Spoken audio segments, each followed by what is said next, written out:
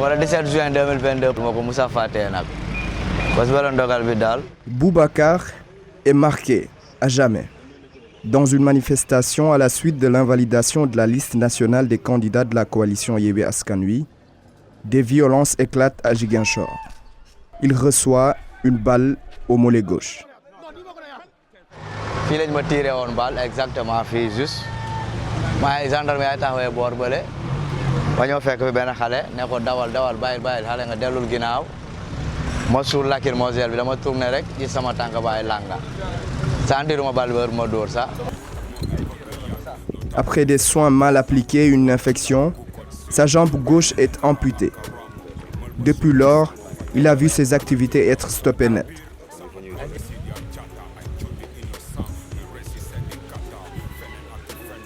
Salaamaaleykum fi mooy Grand Dakar fii laa dëkk fi mooy sama koñ Grand Dakar xeexkat yi fii lañ nekkee boor bi. waaw psychologiquement vraiment métti woon na trop tamit ma ne ko métti woon na tamit parce que maa ngi samay activité di liggéey sama maam dafa feebaroon jamono boobu tamit maa ko yoroon en charge di ko sàng di ko faj mais loolu yëpp affaire mënaatuma ko def waaw vraiment métti woon na mais. Pour mentalement tamit moo ma ci génnee tamit quoi parce que maa ngi gisoon ñu ci dee ñu bëri ñu ngi ciy gaañu du man kenn woon tamit moo tax fa nga muñ rek. Cette situation, sa famille la vit difficilement. Elle cherche des réponses et réclame justice. nit ki boo nekkee taw bu góor nga doom liggéey di daan doole di indi sa yaay ak sa papa nga dem ba jamono dem loolu indatoo ko sa yaay mooy ñafe di la ko indil kon wax dëgg fa yàlla. ñun kay bu ñu toogee boo affaire bi amee ba léegi ñun daal loolu la ñuy xaar ci nguur gi affaire bi leer ñu def lii ñu def nii bon yi rey xale yi di leen tirer di amputer seen tànk yi ñu ngi xaar justice daal ñun justice moom dañ ko mus a xaar ñu ngi xaar justice. ñu ci dee yëpp ci Sénégal yëpp laa la wax ni nañ xam ñan ñoo leen rey ku ci gaañu ci blessé ñi xamu kan moo leen blessé. Dans ce quartier, l'opposition entre manifestants et forces de l'ordre y est souvent violente. Ces jeunes se rappellent ce jour du 17 janvier 2022 et dénoncent un usage disproportionné de la violence par les forces de l'ordre. Affaire yi métti woon na trop période boobu métti woon na trop gars yi ñun fii suñu arrêt bi ni ñu ko dundee woon moom seulement pharmacie Newa ñun ni ñu koy dundee ak Ziguinchor yeneen lieux dafay utee quoi. Affaire yi métti woon na trop parce que période boobu amoon na fi ay mort amoon na fi ay blessé ñun amoon nañ suñuy copains yu blessé woon. lieu bi fii nii dafa am ay couloir presque koñ yëpp dafa bëri couloir léegi ñoom dem nañ ba xamatu nu ñuy def léegi dañu daan dóor bal vrai cas bi noonu la fa demee.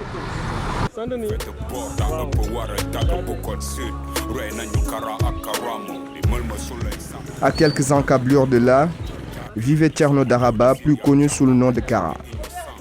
Il a perdu la vie après avoir reçu une balle en pleine tête dans des manifestations le 1er août dernier.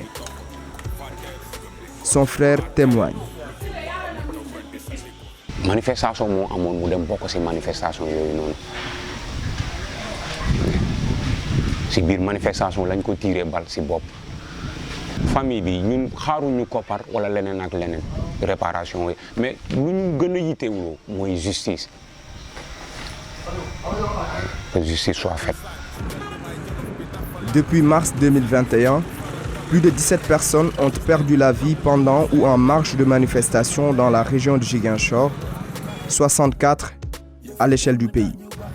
Une violence qui suscite l'indignation chez beaucoup de Ziguinchorois. Je commencerai tout simplement par condamner ces actes inhumains et dégradants qu'exercent les forces de l'ordre à l'endroit en tout cas des manifestants. Parce que tout simplement c'est leur droit le plus absolu, en ce sens où la Constitution sénégalaise confère à tous les citoyens un droit de manifester. Si ils sont là, c'est grâce à nous, c'est grâce à la population. Ils sont payés pour protéger la population, donc moi je ne pense pas que eux, ils devraient... la population n'est pas leur ennemi. Ils devraient recadrer les gens, leur montrer comment manifester dans le calme et dans le respect. On ne peut pas parler de maintien de l'ordre actuellement. On ne peut pas parler de maintien de l'ordre. Il n'y a plus de maintien. Si on parle, on tue nos enfants. Moi, dans mon quartier, on a tué 2 gosses là-bas. On ne peut pas parler de maintien de l'ordre. Pour ce membre de la société civile, la lumière doit être impérativement faite sur ces questions. Qui a tiré qui? Qui a tué? Jusque-là, malheureusement, il n'y a rien. Rien, il n'y a aucune commission d'enquête parlementaire ni des enquêtes qui ont été ouvertes parce que les procureurs nous parlent d'enquête, mais on ne voit rien. Jusque-là, rien. On a enregistré des morts. C'est comme si c'est des ânes qui sont morts ou des animaux qui sont morts, alors qu'il s'agit véritablement de pertes en vie humaine. Que toute la lumière soit faite pour qu'on sache véritablement qui sont les coupables. Du côté de l'opposition, ces actes sont regrettables. Je connais beaucoup de jeunes qui ont été tués, malheureusement, parce qu'on se rend compte qu'ici à Ziguinchor, c'est vrai que certains disent comme excuse c'est une zone spéciale, certes c'est une zone spéciale, mais un jeune qui est là, qui manifeste, qui a une pierre, on n'a pas le droit de le tirer dessus à bout portant. Voilà, 100-200 mètres à bout portant en plein front, je ne pense pas que ça soit réellement ce qu'on souhaite pour bâtir ce pays-là.